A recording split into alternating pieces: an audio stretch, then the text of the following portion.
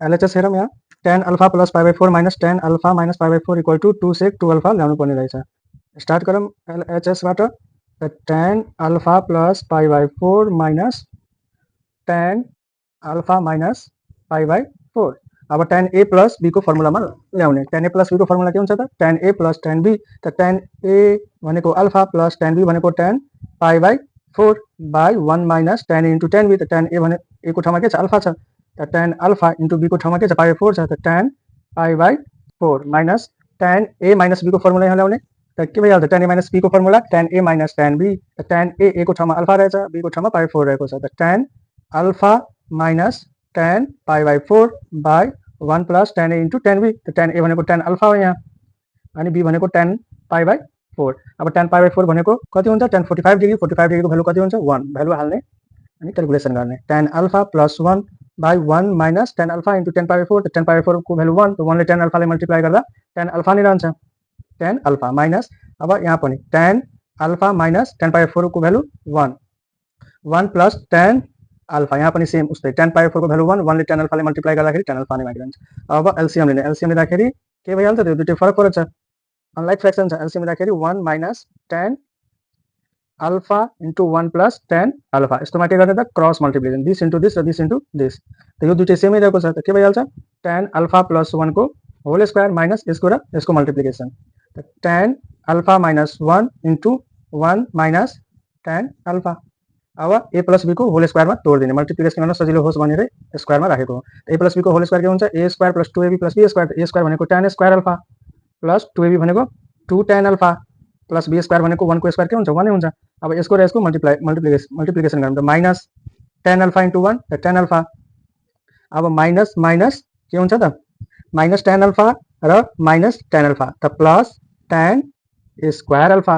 ठिक छ, ध्यान दिउँ यहाँ tan अल्फाले 1 ले मल्टिप्लाई गर्दाखेरि tan अल्फा र माइनस प्लस माइनस, सेम त्यस्तै minus minus plus tan alpha tan square alpha. अब माइनस 1 को पालो, त माइनस 1 माइनस माइनस प्लस, त प्लस 1 अनि त्यसपछि माइनस माइनस प्लस अनि प्लस माइनस माइनस के भइहाल्छ tan alpha by a minus b into a plus b भनेको a square minus b square, त 1 माइनस tan स्क्वायर अल्फा। ठिक छ, अब हेरौँ त यहाँ माइनस tan अल्फा भनेको माइनस 2 tan अल्फा र प्लस 2 tan अल्फा भनेको क्यान्सल हुन्छ। तब के बाँकी रह्यो त प्लस 1 र प्लस 1 भनेको 2, 1 र 1 2 अनि tan स्क्वायर अल्फा र tan स्क्वायर अल्फालाई एड गर्दाखेरि plus 2 tan square alpha by 1 minus tan square alpha. 2 common लिँदाखेरि के भइहाल्छ 1 प्लस tan स्क्वायर अल्फा, दुईटैमा 2 छ 2 कमन लिइहाल्ने, त तलमा के बाँकी रहन्छ 1 माइनस tan स्क्वायर अल्फा। अब यो 1 प्लस tan स्क्वायर अल्फालाई हामी तल ल्याइहाल्ने। ठिक छ, त के भइहाल्छ 2 by 1 minus tan square alpha by 1 plus tan square alpha. अब हामीलाई थाहा छ cos 2 अल्फा बराबर के हुन्छ 1 minus tan square alpha by 1 plus tan square alpha, यो फर्मुला रहेको छ।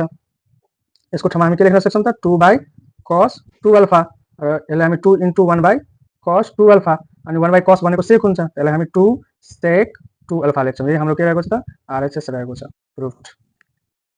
यहाँ एलएचएस हेरौँ के रहेको छ tan c plus pi by 4 plus tan c minus pi by 4 equal to 2 tan 2c। आरएचएसमा यहाँ ध्यान दिउँ के ल्याउनु पर्ने रहेछ 2 tan 2c। ठिक छ, ल अब एलएचएसबाट स्टार्ट गरौँ। tan c plus pi by 4 plus tan c minus pi by 4। Pie by 4 भनेको कति डिग्री हो त 45 डिग्री हो, थाहा छ हामीलाई। tan c plus 45 degree plus tan c minus 45 degree. अब ध्यान दिउँ tan a प्लस b को फर्मुला के रहेछ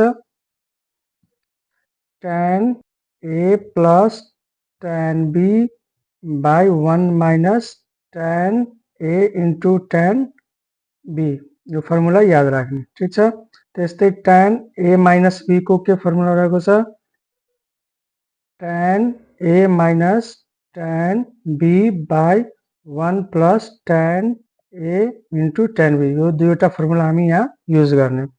ठिक छ, त tan a plus b a को ठाउँमा यहाँ के रहेको छ c र b को ठाउँमा 45 डिग्री, फर्मुला युज गरौँ। त के भइहाल्छ tan a plus tan b by 1 minus tan a into tan b, ठीक छ। Plus tan a minus b को फर्मुला यूज गरौँ, tan a minus tan b by 1 plus tan a into tan b, तो tan c minus tan 45 degree by 1 plus tan c into tan 45 degree formula follow गर्ने। अब यहाँ ध्यान दिउँ tan 45 को value कति हुन्छ 1 हुन्छ, त के भइहाल्छ tan c plus 1 by 1 minus tan c अनि into tan 45 degree, that means tan 45 को भ्यालु 1 र 1 ले मल्टिप्लाई गर्दा जे रहन्छ त्यही भइहाल्छ। फेरि प्लस यता पनि tan c minus tan 45 degree को value 1 by 1 plus tan c into 1 tan 45 degree को भ्यालु 1 1 ले मल्टिप्लाई गर्ने tan c ले त tan c नै रहिहाल्छ। अब के गर्ने त एलसीएम लिने। एलसीएम यहाँ हेरौँ के रहेछ त 1 minus tan c र 1 plus tan c, एलसीएम लिँदाखेरि के भइहाल्छ त 1 minus tan c into 1 plus tan c। अब यसको हरले यसमा डिभाइड गर्ने, 1 minus tan c 1 minus tan c cancel, तो के बाँकी रह्यो 1 plus tan c, तो 1 plus tan c ले यसलाई के गर्ने मल्टिप्लाई गर्ने। अनि यहाँ ध्यान दिएर हेरौँ tan c plus 1 छ, that means 1 plus tan c छ र सेम छ, सेमले मल्टिप्लाई गर्दाखेरि के भइहाल्छ स्क्वायर भइहाल्छ, तो 1 plus tan c को होल स्क्वायर प्लस अब यसको र यसको multiply 1 minus tan c into tan c minus 1, अब मल्टिप्लाई गरौँ। अब हेरौँ मल्टिप्लाई गर्न सजिलो होस् भनेर यसको स्क्वायर गरेको। अब a प्लस b को होल स्क्वायरमा यसलाई तोड्दिउँ, a स्क्वायर भन्दाखेरि 1 को स्क्वायर 1 भइहाल्छ प्लस 2ab, त 2 into 1 into tan c, त 2 tan c plus b square के भइहाल्छ tan स्क्वायर c। अब यसको र यसको मल्टिप्लाई गरौँ, प्लस 1 ले एकचोटि यो दुईटैमा गरौँ त के भइहाल्छ 1 into tan c, त tan c अनि प्लस माइनस माइनस 1 into 1 भनेको 1, ठीक छ।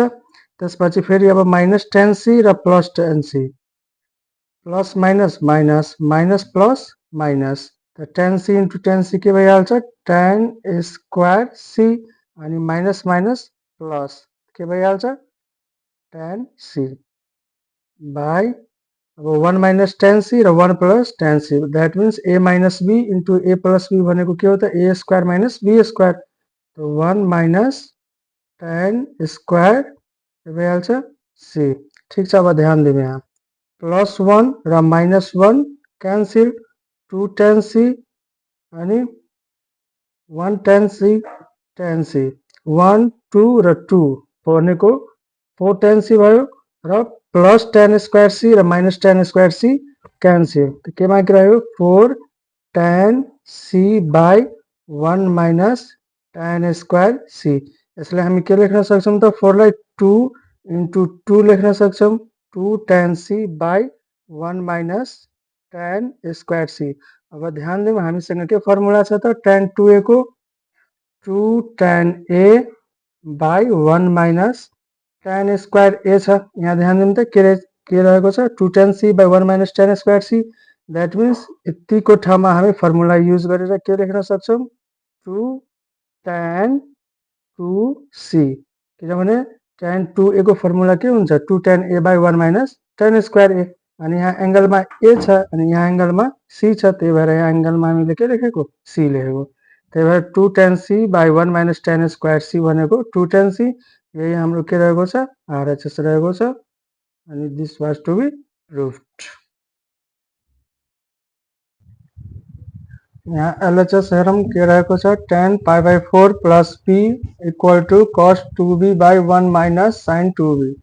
अब एलएचएसबाट स्टार्ट गरौँ, tan pi by 4 plus p, same अघि जस्तै tan a प्लस b को फर्मुला युज गर्ने, के फर्मुला हुन्छ tan a plus tan b tan a plus tan b by 1 minus tan a into tan b, tan π/4 भनेको के हुन्छ त tan 45 डिग्री र tan 45 डिग्री को भ्यालु कति हुन्छ त 1 plus tan b by 1 minus tan π/4 को value tan 45 degree tan 45 degree को भ्यालु 1 र 1 लाई tan b ले मल्टिप्लाई गर्दाखेरि के भइहाल्छ त tan b नै रहन्छ। अब हेरौँ यहाँ RHS मा ध्यान दिउँ cos र sin मा लानु छ त्यही भएर tan लाई पनि के गर्ने sin र cos मा चेन्ज गरिदिने। तो 1 plus sin b by cos b by 1 minus same यहाँ पनि sin b by cos b। अब एलसीएम लियम के भइहाल्छ माथि cos b plus sin b by cos b तलमा पनि सेम त्यस्तै cos b minus sin b by cos b। यो cos b र यो cos b कैंसिल बाँकी के रह्यो cos b plus sin b by cos b minus sin b। अब यहाँ हामीले ध्यान दिनुपर्ने RHS मा के ल्याउनु पर्ने रहेछ cos 2b ल्याउनु पर्ने रहेछ र cos 2b को फर्मुला के रहेको छ cos square b minus sin square b। यहाँ हामीलाई के रहेको छ cos b plus sin b हैन। अब यसलाई cos square b minus sin square b गर्नुपर्ने के गर्दिने into cos square b minus हैन cos b minus sin b ले तलमाथि मल्टिप्लाई गर्दिने हर र अंशमा दुवैमा एउटै कुराले मल्टिप्लाई गर्न मिल्छ त cos b minus sin b। अब हेरौँ a plus b into a minus b भनेको a square minus b square के भइहाल्छ त cos square b minus sin square b र यहाँ ध्यान दिउँ सेम सेम छ कि नै cos b minus sin b into cos b minus sin b भनेको cos b minus sin b को के होल स्क्वायर। अब a माइनस b को होल स्क्वायर मा जाउँ cos square b minus sin square b by a minus b को whole square a square तो cos square b minus 2ab तो 2 cos b into sin b plus b square तो sin square b को ठाउँमा के रहेको छ sin रहेको छ त्यही भएर अब ध्यान दिउँ यहाँ cos square b minus sin square b को ठाउँमा हामी के लेख्न सक्छौं cos 2b लेख्न सक्छौं र यहाँ ध्यान दिउँ cos स्क्वायर b और प्लस sin स्क्वायर b को भ्यालु कति हुन्छ 1 એટલે हामी sin square theta plus cos square theta equal to 1 हुन्छ थाहै छ हामीलाई अनि minus 2 sin b into cos b के को फर्मुला छ sin 2b को तो 1 माइनस sin 2b यही हामीलाई ल्याउनु पर्ने रहेछ RHS